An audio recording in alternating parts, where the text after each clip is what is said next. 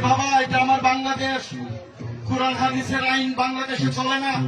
কোরআন হাদিসেও গান একেবারে নিষিদ্ধ, এমন কিছু না। এটা হচ্ছে আজকে আমাদের এই সমবেত আমরা যারা এখানে বসছি, মূলত বাংলাদেশের জারি সারি গানের ঐতিহ্য। বাংলাদেশের ঐতিহ্য হয়েছে আমাদের এই জারি সারি বাউল গান। এইগুলো আমাদের এই সমাজ থেকে উঠে যাচ্ছে। আমরা যারা ইদানিং করার চেষ্টা করতেছি, এইগুলা বাধা দেওয়ার জন্য একটা শ্রেণী কিন্তু উঠে পড়ে লেগে আছে। যে কোনো ধরনের গান হইলেই হবে না, এগুলো দেওয়া যাবে না। আরে বাবা, এটা আমার বাংলাদেশ। কোরআন হাদিসের আইন বাংলাদেশে চলে না।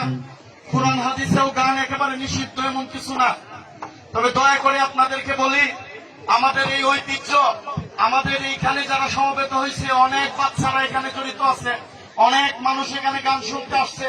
যারা আসছে এরা এখানে আজকে রাত্রে মনের খোরাকের জন্য গান শুনতে আসছে।